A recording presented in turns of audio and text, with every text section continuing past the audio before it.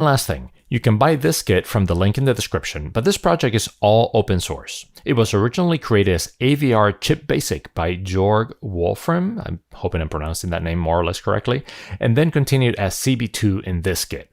All the source and schematics are available for free on the website if you want to check those out. But enough talking about tech specs, let's try it out and see what it really looks like. Let's start by plugging in the USB cable for the power supply. Then for the video, it's just a plain SCART cable.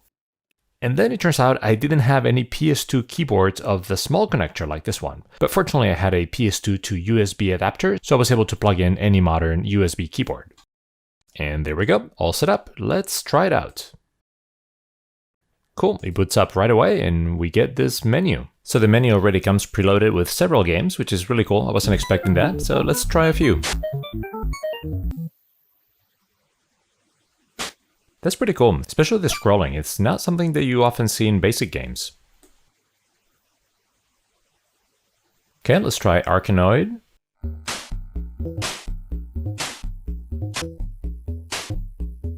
Okay, this is not very playable, but it's again a good example.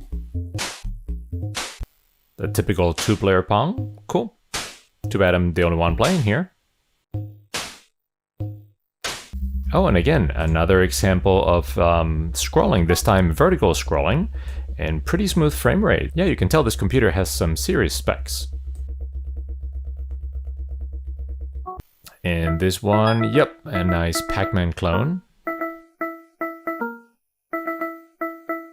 I wanted to get more familiar with this particular basic and at the same time learn something more about the machine. So I decided to write a super simple program that moves a character around when you press the keys. And this loop just runs repeatedly. It's not waiting for vertical sync. So when we run this, the character just moves so fast, you can't even see it. If you wrote a similar program in BASIC in some 80s microcomputer, you would not get this kind of speed. One really nice feature of this BASIC is that it has a sync command, so if you change it to 1, it waits until the next vertical sync, and if you do that, then it moves at a much more reasonable pace, but the computer is mostly idle, just waiting for vertical sync. So I decided to push it a little bit more and just write, in a really dumb way, a bunch of characters to the screen. I'm sure there's much better ways to do this, but I actually wanted to see how many characters I could write to the screen independently to make the computer finally slow down. So I'm doing 6 rows of 30 characters plus the moving guy without any vertical sync, and it finally slows down to a more reasonable level. So that's a lot of characters.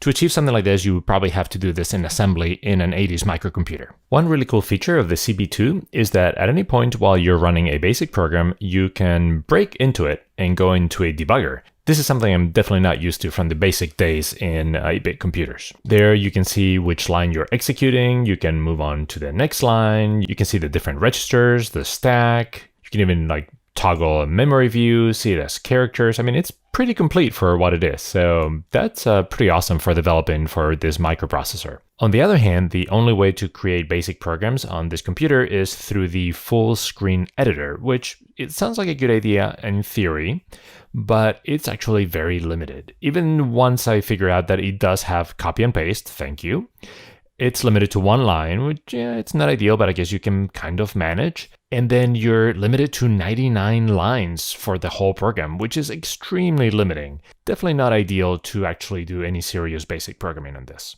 So naturally, I turned to the section on how to connect the CB2 to the computer, thinking, well, at least I can write those 99 lines in a much better editor on the computer and then transfer it over to the CB2 because it's prepared for that. Unfortunately, the CB2's only way of communicating with the computer is through a serial port that we soldered earlier, that 9-pin port. Okay, I can deal with that, except that once you start looking at modern computers, it gets a lot more difficult to talk to a serial port. Fortunately, I had a USB to serial cable that I must have used for programming some firmware in some other device, so I was really excited about it and I went to try it, and then I realized they're both male connectors. Oops. Yeah, that won't work, so I won't be able to send any programs from my computer to the CB2. Bummer. But you aren't just limited to basic programs with the CB2. The website has a whole section on extensions you can have for the CB2. They all rely on some extra hardware that can be interfaced with the CB2 and include things like an extra data flash module to have extra memory for, I believe, saving basic programs.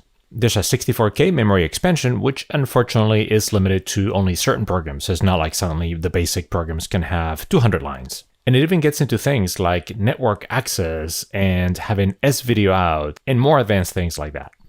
They're all very well described and include circuits and diagrams and everything that you need to build them. So in the end, what do I think of the CB2? It depends on how you think about it. As a beginner kit, it's actually pretty good. It's cheap, the components are easy to solder for the most part, the instructions are wonderful, and it's just very satisfying to build it in 30 minutes and turn it on and see it working. So that's great. As a basic microcomputer, it's a mixed bag. It's fast enough that you can write some basic programs without worrying too much about performance, and they work great. On the other hand, it's actually pretty limited in the editor itself, in the number of lines you can have per program, so you could never really write any complex basic programs. The connectivity, I'm not too crazy about. It has a SCART and a PS2 keyboard connector. If you really were aiming to make it as easy as possible to connect with modern devices, you would have an HDMI video port and a USB keyboard and maybe even get the power from there. And the connection to the computer itself, I think, is something that should be really important to be able to upload new programs and things like that.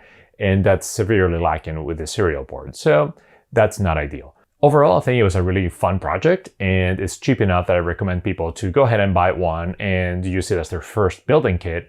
And then maybe they'll find that they enjoy that kind of thing and order different kits that are more complicated, or maybe it will rekindle their interest in old computers and they'll start doing basic programming in a different computer. So it was a fun project anyway. I hope you enjoyed the video. If so, please give it a thumbs up and subscribe to the channel. Until next video, see you then.